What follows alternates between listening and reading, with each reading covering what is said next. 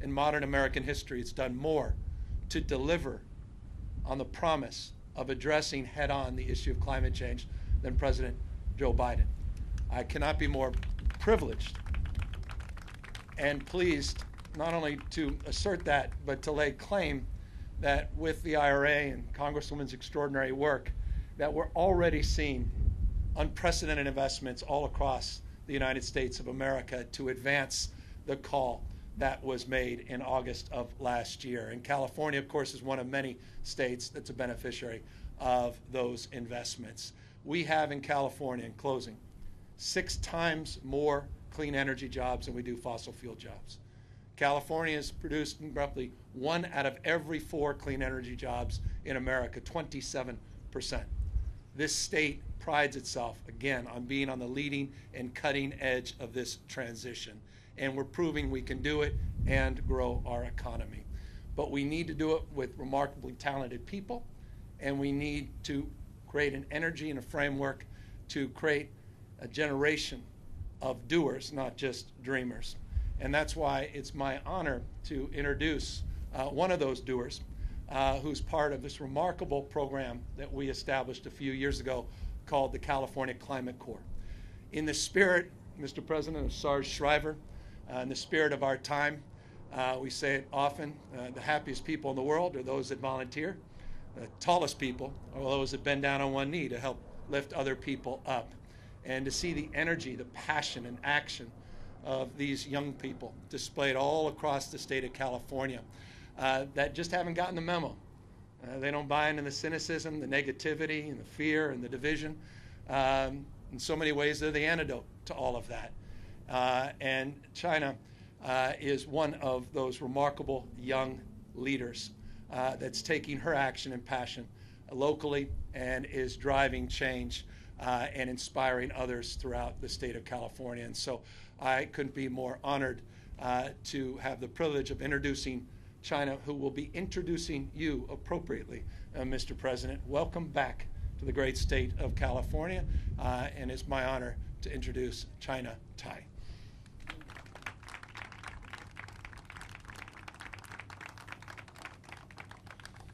Good afternoon.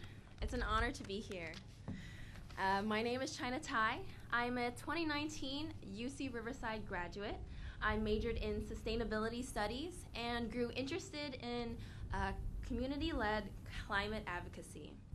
I currently serve as an AmeriCorps member and a California Climate Action Corps Fellow at White Pony Express, an organization that is committed to aiding those in need. We help combat climate change and fight food insecurity by diverting fresh, healthy foods from landfills and redistributing it to underserved communities. In other words, we're rescuing surplus food and giving it to the people most in need. Our work also has another important benefit. When we reduce the edible surplus food from ending up in landfills, we're also reducing methane, a harmful pollutant that is a major driver in the climate crisis.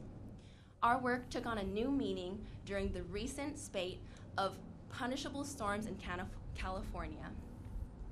When we helped the unhoused by giving them tarps and other necessities,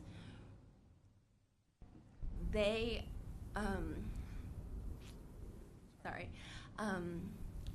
because of the recent storms, they lost everything they owned. So when we help the unhoused through the treacherous storms, that is a part of us taking action and helping those in need. So you see, Californians live in the consequential crisis of the climate. Climate change affects us all, and it disproportionately affects those that are most vulnerable. For my generation, this is the issue of our time. So that's why I am so proud that we have a commander-in-chief that believes this to his core. He understands that he has taken bold climate action since day one. by securing the most consequential climate legislation in history. He has been a powerful leader in the fight against climate change, and the future generations will be better for it, here in California and all across America. It is my honor to introduce President Joe Biden.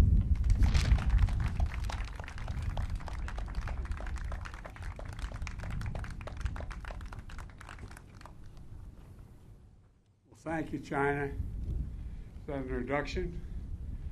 Governor Newsom, I tell you what, it's nice to be here, as you said, working on something that's a positive thing going forward and not fixing something that happened very badly. We spent a lot of time in helicopters flying over areas that needed help. Folks, I want to thank Anna. Thank you, kid. You've been incredible. You've been a friend for a long, long time in the Congress when I was in the Senate, and you've done remarkable work. You've partnered everything from protecting the environment to improving the lives of the people in this district, and thanks to all the climate leaders that are here today. You know, we just visited the Salt Marsh, as you saw. We walked down to the end of the Safer Bay Project, and a public-private partnership that's harnessing the nature of our ability to do what this young woman in China did. You know, I always say, and I mean it sincerely, I've been around a long time in public life. I got elected when I was about your age, when I was 28 years old. And you know what? I've never been more optimistic.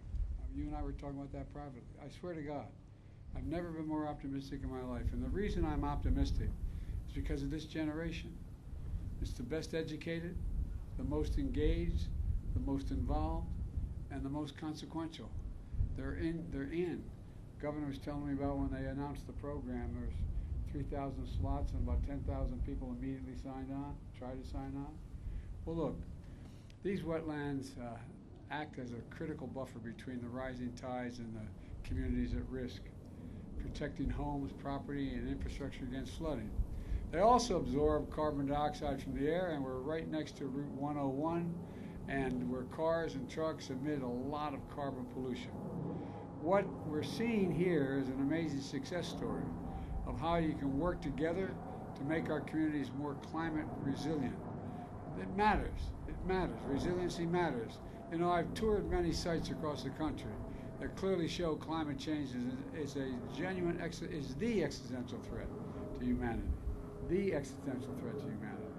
Here in California, the governor, you and I stood together with first responders near Monterey Bay after touring the damage that was done.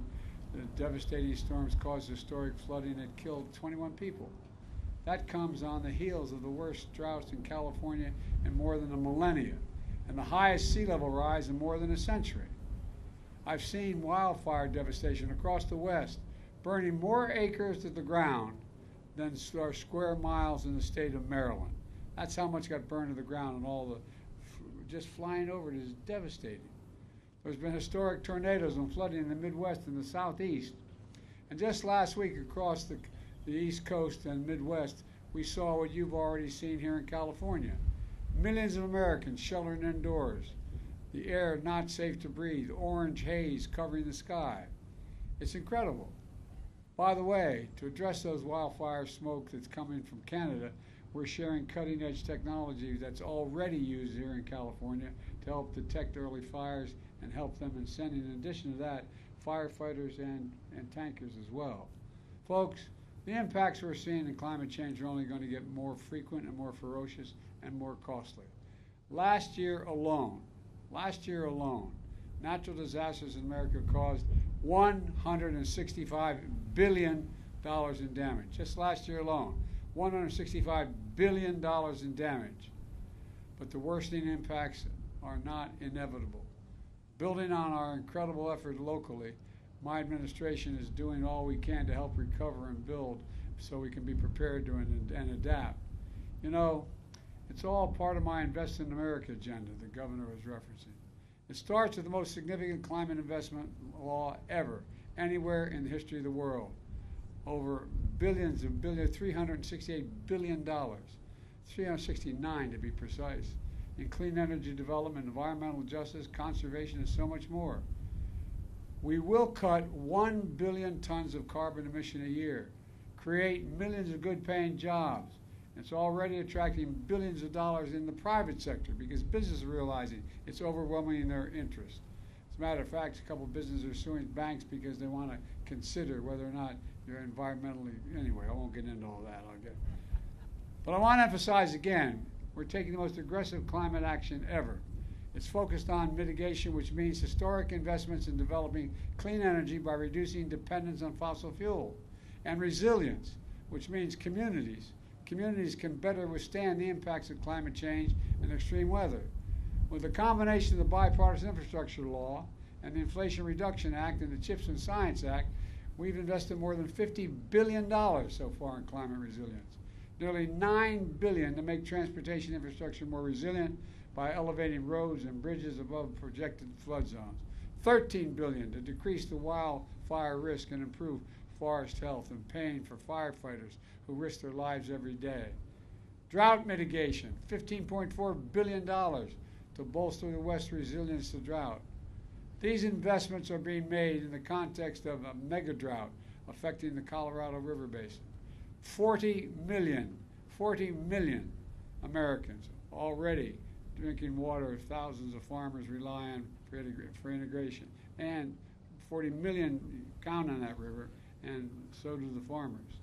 $6.6 billion in coastal resilience restoration of reefs and construction of other infrastructure to mitigate storm damage, plus more than $17 billion from the Bipartisan Infrastructure Law to bolster resilience for coastal water and waterways infrastructure, including funding to address food, floods, storms, hurricane risk, and restore coastal ecosystems.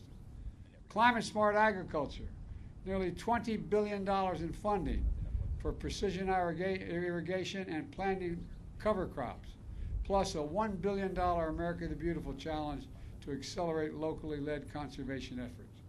Folks, flood mitigation, $3.5 million, reduce and eliminate the risk of repetitive flood damage to buildings, plus $1 billion in funding mitigation measures to increase community resilience, like supporting adaptations of hazard-resistant building codes. And maybe most important, I've committed that by 2020, we will have conserved 30% of all the lands and waters the United States has jurisdiction over, and simultaneously reduce emissions to blunt climate impacts. We're on our way. Conservation, land, and water, we put more in conservation of land and water than any president in the history of the United States since but John Kennedy. We're leading the way in Palo Alto and East Palo Alto and to Bellhaven. For instance, a local nonprofit called Climate Resilient Communities gives community, thank you. Are you all part of that? Thank you. Gives members a voice in planning and adaptation. I'm here today to announce that we're putting our critical climate investment to work. Folks, first, starting tomorrow, the Department of Commerce will launch the first and largest competitive climate resilience regional challenge to provide $600 million to coastal and Great Lake communities that are building projects to protect against impacts of climate change from sea level rise, flooding, and storm surge. We're investing in the people and places that have been hit the hardest, but who are also on the front lines of leading us forward. Folks, second thing we're doing, the Department of Energy is going to announce that it's investing more than $2 billion to modernize our electric grid to be more climate resilient, including more than $67 million starting off in California.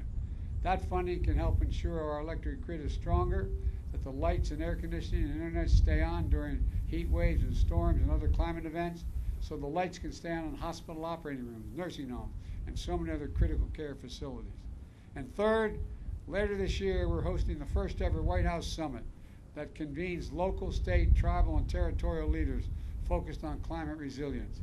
It's going to include a roadmap for how these historic climate actions are going to build more climate resilient communities all across America, saving lives and homes, providing peace of mind. This is how we're going to meet the moment. This is how we're going to, unfortunately, some of our MAGA Republican friends in Congress are continuing to try to undo all the progress we've already made in the first 2.5 years. They were holding the country hostage over the debt limit unless I would gut the climate provisions of the Inflation Reduction Act. I was determined not to let that happen. with your significant help, and I mean that sincerely, all of you here, particularly Ann and the House and the Congress, we didn't let that happen. And in the end, we didn't just protect some of the climate money and clean energy provisions. We protected every single solitary one.